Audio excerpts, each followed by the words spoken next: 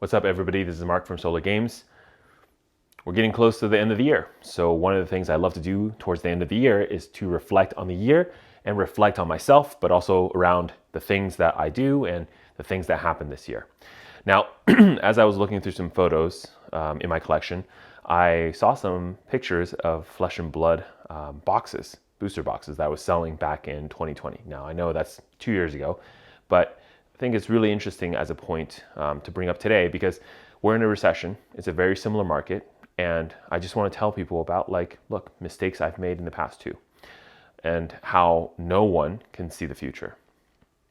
Where does it all start? Well, back in March 2020, Rudy, Alpha Investment, did a patron sale. I was part of a patron program back then of the Flesh and Blood Alpha kits. So this is the first set of Flesh and Blood. They even printed Alpha Edition on the actual booster boxes. Welcome to the Wraith. And he sold them for a very good price. I think basically if you work down the cost, it's around like $60 per draft booster box. The game came out, people played it, but I don't think it was really getting enough traction. Not enough people liked it. It was still being kind of growing popularity in Australia, but again, in America, it was just kind of like a meh situation. The boxes came out, it kind of went up a little bit, but then just went kind of taking down, almost immediately. Now, for those of the people who are in the Fab community know that around like maybe 6 months or so in that same year, so September, October time, Flesh and Blood went crazy sky high. I mean, your first set, Alpha, Welcome to the Wraith, went from, $80, whatever, on eBay, TCG Player, etc., all the way shot up to 9,000. I think the highest is what I saw. Of course, that's sometime later, it kind of came back down.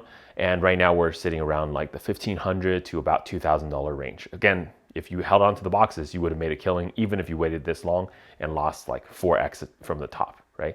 If you want to venture a guess at what I did with my boxes, you probably can understand what this video is going. Well, so for me personally, when the boxes came out, I bought them. I had them come to my door.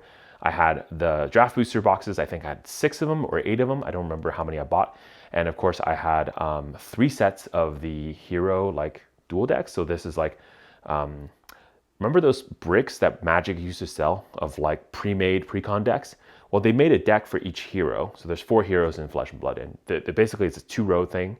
And this brick would have 8 decks, right? And of course, that was available. I had play mats. I think I had 6 play mats, I believe. And of course, there's other that's right, I had the starter deck. So this is if you go to LGS, you kind of like a free starter deck. It had a ninja in it. It was not supposed to be too strong, but apparently for some reason, she was actually kind of meta for a little bit. So people were, really looking for those starter decks and for her card specifically.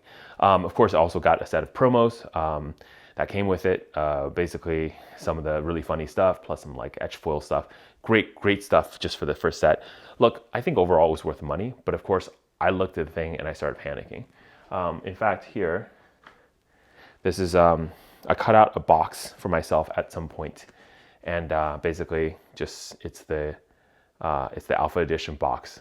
I hang this on my wall as a reminder of, well, guess what? I sold at the wrong time. So when did I sell? Well, around June, July.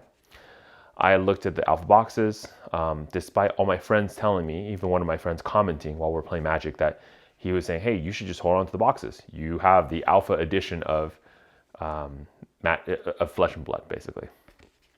And even then, I basically panicked. So first, I was doing all the flip selling stuff. So as soon as I got my kits, I put them up on eBay.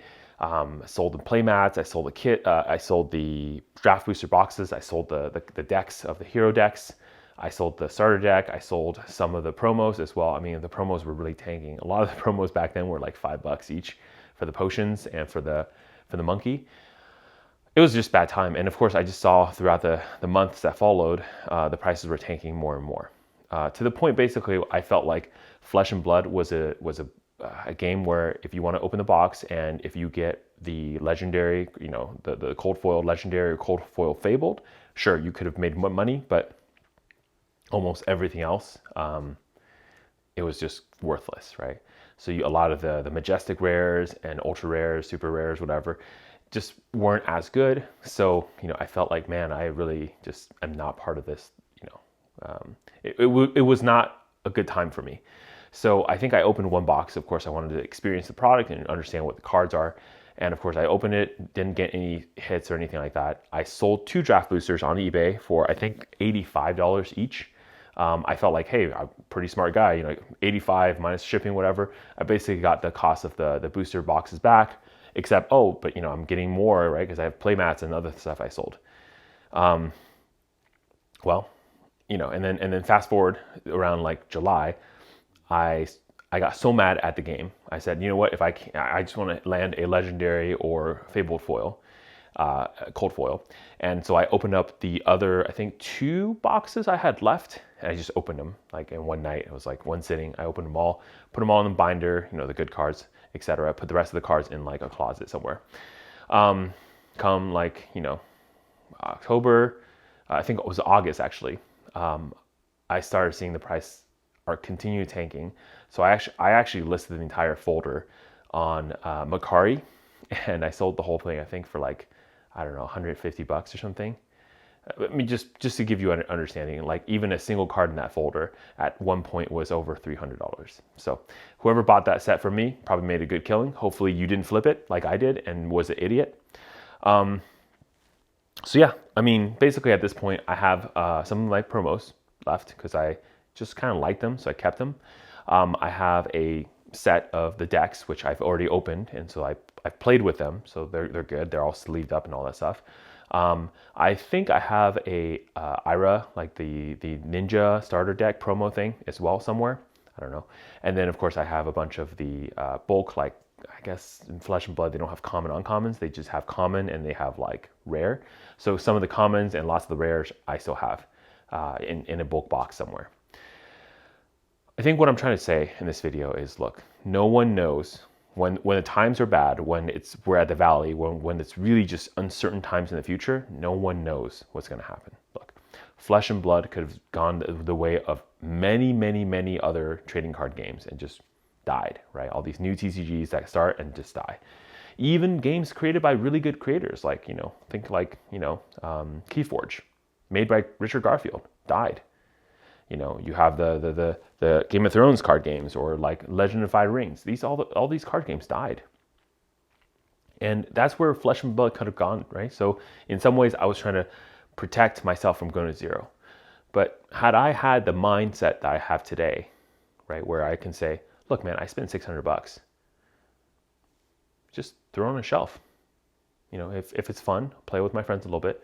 If not, then just don't do anything with it. I think, overall, it would have been a better experience overall, right? I would have definitely made out a lot with a lot more money. But at the same time, I think I wouldn't have had the anger or just like this realization. But in some ways, I'm kind of glad that I did what I did, because I think very quickly I learned a lesson. And it's not common that you can learn lessons so fast where it will really reshape how you make decisions from that point forth and going into the future. So yeah, I mean, look, I'm not mad about it. It was a journey. It was interesting. And I think, if I was given the same choice again, I don't know what I would have done, right? Because think about it this way too. When Flesh and Blood Alpha set hit 9,000, would you have sold? Would you have looked at Alpha from Magic and said, you know what, this box should be $32,000? And that's the thing. We never know. At any junction, we have no clue if the chart's going up or going down. But the key is this, right? You want to make sure, number one, because we don't know, you want to diversify your actual positions. I should have held some positions in Flesh and Blood. I shouldn't have gone all MTG. I probably should have held some positions in Pokemon as well, which again, now I'm just... But at the same time too, it's like, only buy the things that you care or are interested in. Because to me, Magic is like this. If tomorrow Magic dies, the cards are worthless, all the boxes go to zero, right, on the market, which again, they won't because somebody's going to buy them. It's still a game that I enjoy. I feel like I can always buy a box or whatever, take one of my boxes, my inventory, crack it with friends, play, enjoy it. Even if I'm just opening for cards, it's interesting and enjoyable. And I'll admit, There are moments where I think back on the cold foil cards I did have, which again, the rate was about 1 per box, and I really want them back. Again, even if I don't play the game, even if they're worthless, I regret selling them in a collection. I regret letting them go for way less than what I should have sold them for. But I can't get those things back, and it's a valuable lesson that I've learned. So it's still interesting, right? Maybe the value of the card is not the actual monetary gain I would have gained from selling the card, but the fact that I've learned a lesson, maybe that lesson is worth way more. And that's really the key, is that you want to make sure that you buy things that you enjoy. And it doesn't matter then if it goes up or down, because you've purchased something that you actually like. Cool. Hopefully that's a lesson that you all can learn from, and don't make the same mistakes I did.